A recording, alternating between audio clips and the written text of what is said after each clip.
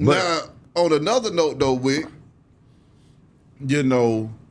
we tried to celebrate the 50 years of hip hop. The Grammys recently had a celebration that was off the chain. It was good to see that. Okay. However, KRS One, they asked him. They said, "Hey, man, how do you feel about the 50 year of hip hop celebrations going on out here? And do you plan on attending anything?" And he said, "You know what? I don't plan on attending the Grammy celebration because he felt like the Grammys ignored hip hop for 50 years. And why are you trying to celebrate us now on this 50th anniversary?" So he didn't even want to hear that. Then somebody asked MC Hammer, how does he feel about celebrating the 50 years of hip hop? Hammer said, "You know what? I don't feel like going around a bunch of fake folks and celebrating with them because I don't want to be fake. I'm too old to be fake, and I just don't feel like it." Now, in the case of MC Hammer, I kind of understand where he's coming from because if he goes, he's going into a room full of people that hated on him. It ain't even just Hammer, and I can speak to this right here. You might not know nothing about this, but being a former artist, I'm still an artist, but a former artist from that era, I understand exactly what they say. I carried that with me for a long time. Man, you don't talked about it. Yeah. When they say a room full of fake people, he's not just talking about the other artists. He's talking about the powers that be. A lot of the execs, a lot of like down here in Atlanta.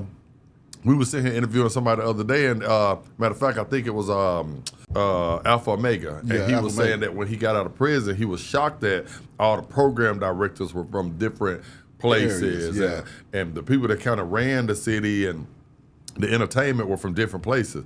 Well, a lot of the people that Hammer and KRS One of them are talking about are people that didn't respect their talent, that didn't grow up in Brooklyn or grow up in Oakland and gave them that and gave them that love. You know what I'm saying?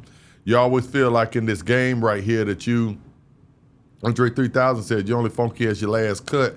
Yeah. And a guy like KRS One who carried rap, you know what I'm saying, with the early pioneers, and then MC Hammer. You tell me all the time about how vital MC Hammer was to the culture. Exactly. You understand what I'm saying? How people disrespect him and don't take his legacy as, put it on a pedestal as it should be. Exactly. You know what I'm saying? You say that all the time. I'd be Those joking with you and everything, but absolutely. And if you're feeling that, then think what he's feeling. If you feel like Hammer has been slighted, then how do you think that he feels? You understand what I'm saying? And the same with KRS One. We all listen to KRS One. If you were a real hip hop fan, you know what I'm saying? That's all you had to listen to. So I feel him. I would say this to Hammer and KRS One. You only get 150 years of hip hop. I understand the anger. I understand feeling like, the industry turned its back on you. I felt that. Man, when I used to be how you already know, not to just dig up on stuff, but every time I would hear people come on my post or they on, somebody else posted a little bit more popular than me, but I know, it came from that particular sound or that particular thing kind of came from the origins of us and the Hardboys or whatever, and people on there, saying, "Oh, it's only you. Yeah, you started. You did this. You did it." Then they come on my thing and, "Why you mad? You biting us, so and so," and you don't really know the history of anything. Yeah. I ain't don't listen to maybe 15 seconds of one of my songs, but then tell me I'm biting this guy. I'm just mad. Yeah, I get it. You see what I'm saying? So Hammer, he has been slighted. I've been one of the ones that be slighted. And when you be saying stuff about him, I be on here joking about, man, Yeah. But you didn't really mean it in your heart. I didn't really mean it in my heart. It's just banter with me and you going back and forth. Anything to disagree with you. Yeah. But I feel him. But I would say to him, you only get 1 year of one time to be recognized in 50 years of hip hop. You ain't gonna get another 50. We ain't gonna make it to another 50. Yeah. You do know that. So go ahead and embrace this right here. Go in them rooms, Hammer, with those same fake people, because you're not doing it for them. You got kids.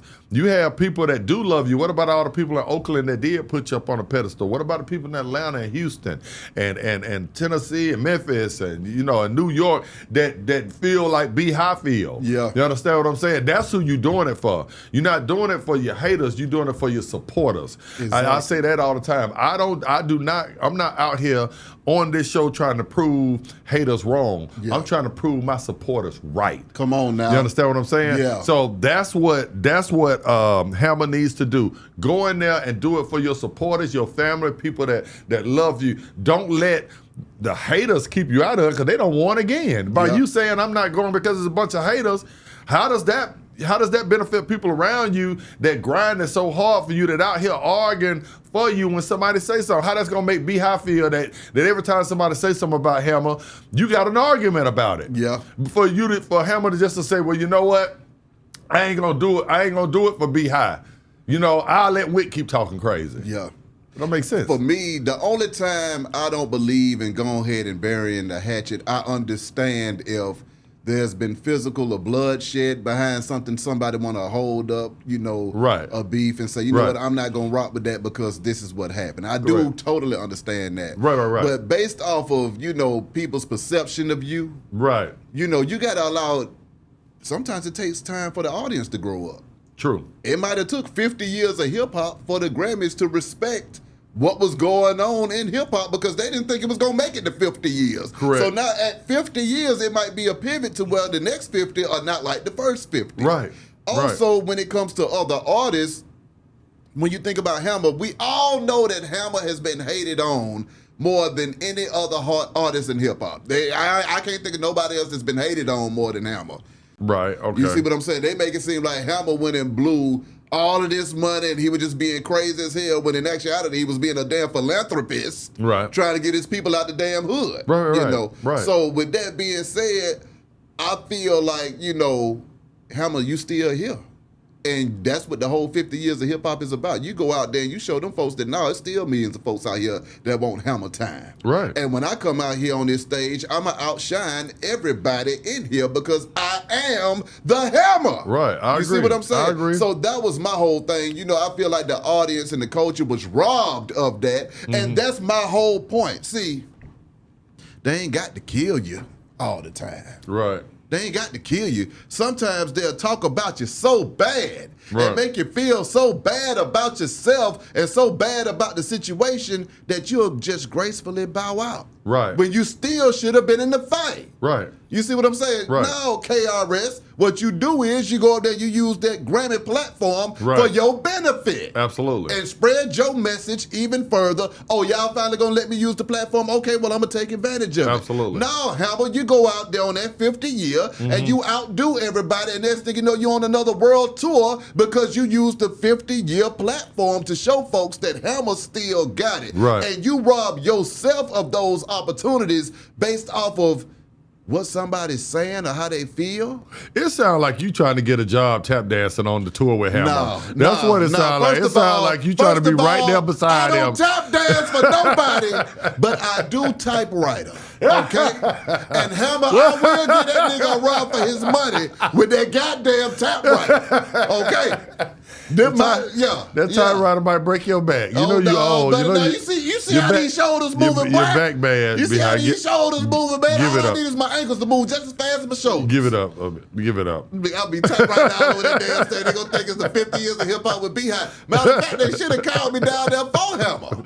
I would have put on the balloon pants. You've been looking crazy. And I would have crunked that thing all the way I up. would have told her, I said, I don't even know who that is. I don't even know this guy. So with that being now you don't even know me. No. With that being said, y'all, how do y'all feel? Do you feel like Hammer should have showed his face at the 50 years of hip hop? What about KRS-One? Yeah. Do you feel like they should come on out, or do they have the right to stand their ground and be like, no, I'm not rocking with it and I'm just gonna boycott it? Right. I mean, boycott it for what? Because because you didn't get the respect and the love you felt like over the first 50 years. Like you said, you hit it dead on the head. Well, let's change the next 50. It's as simple as that. Exactly. Don't let the haters win.